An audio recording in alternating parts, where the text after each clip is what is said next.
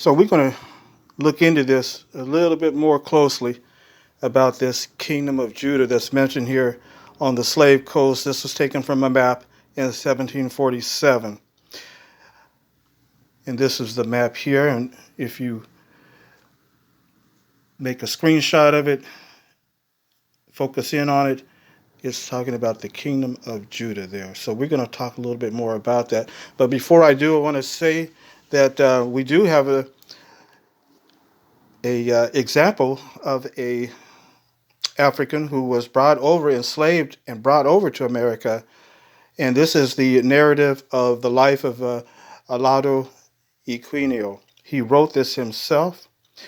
Olado Equinio, he was kidnapped from a village called Isaka Ibo in Benin, but now it's in present-day Nigeria. He was kidnapped in 1756 when he was 11 years old. Him and his sister were kidnapped, and they were enslaved and brought to Barbados. And then for Barbados, he was sold to Virginia. And in his village, in his Igbo village, he mentions in his autobiography that he wrote himself that his Igbo tribe practiced the same customs of the Jews from the Torah. So we have an example there of this individual brought over enslaved to America, and he claimed that he was a descendant of the Jewish people. But now let's get more into this map here that we are talking about.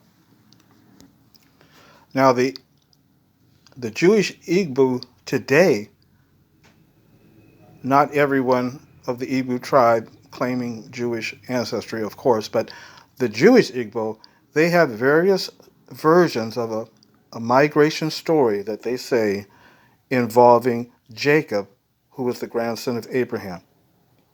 Now, Jacob, we know, had 12 sons. They say that they descend from one of Jacob's sons. They say his name was Gad, and that Gad had 3 sons named Eri, Arodi, and Areli. Now that's very interesting because Jacob did have a son named Gad.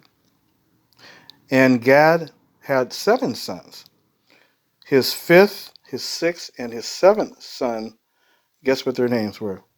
Yes, Eri, Arodi, and Areli.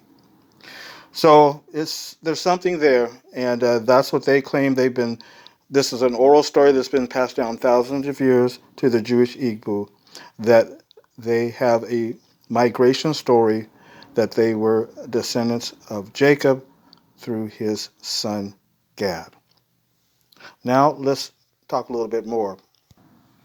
Now let's get online again here and look up some information. Now this I had told you about in the previous uh, video that I put out about this particular part of the Midrash, which is part of the Jewish literature. We talked about that in the previous video here. This was a compilation from the Piki de Rabbi Eliezer, which means these are the chapters of the Rabbi Eliezer.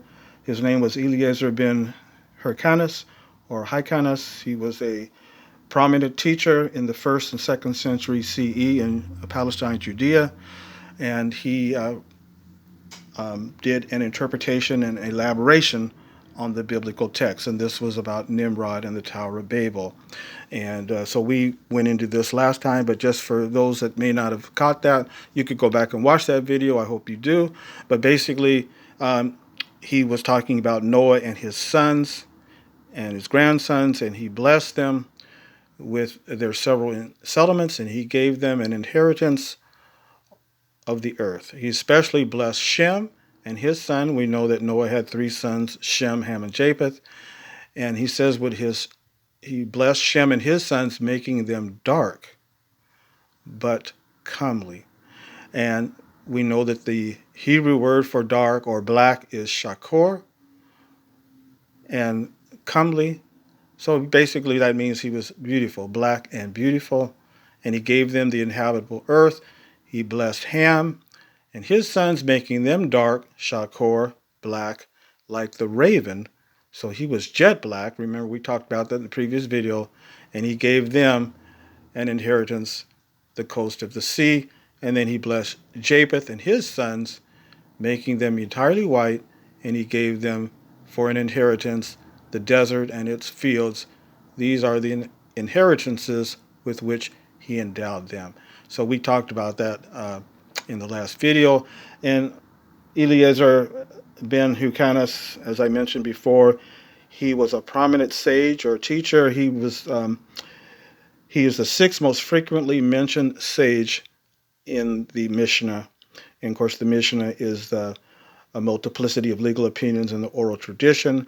The Talmud is the generations of rabbinic debate about law, ethics, and the Bible, structured in a commentary, and stories are interwoven in the Mishnah. But this is from the Midrash, which are interpretations and elaborations upon the biblical texts.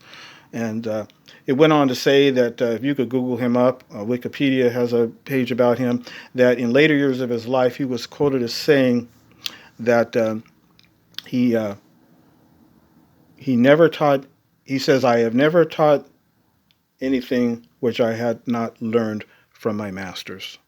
So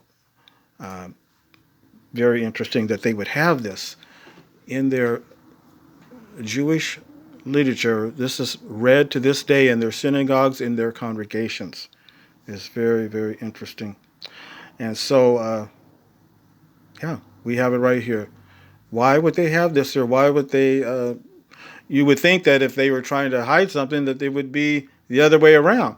But here it is right here in black and white, friends, that he was dark, Shakor, black, Ham was like the raven, and Shem was dark, Shakor, but comely, beautiful.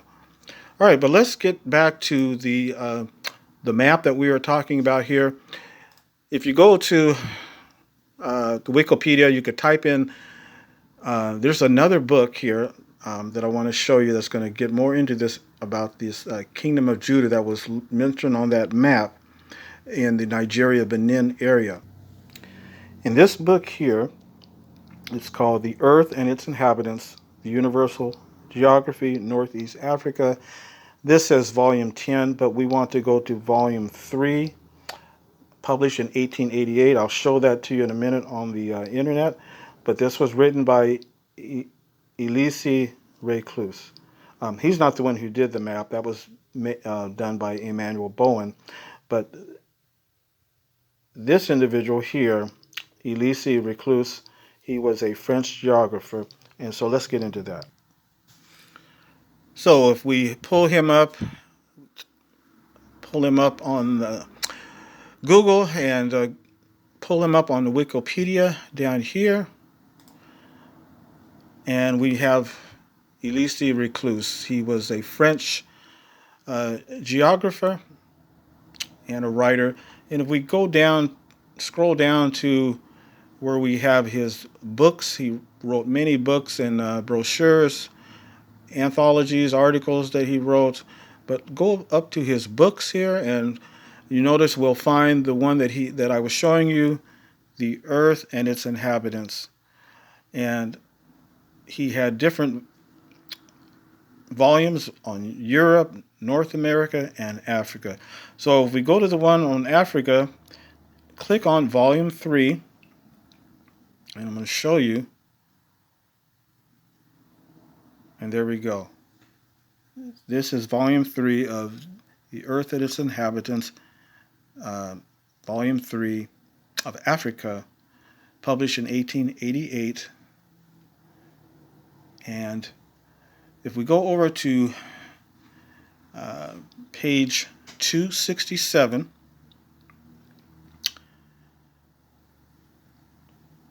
and actually I have it over here, so let's just go right here, page 267. You can see that right at the top there.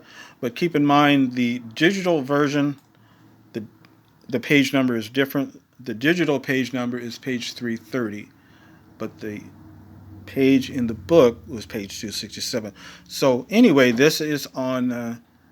He's going to be talking here about the country Dahomey, which we know today is the country of Benin, right next to Nigeria.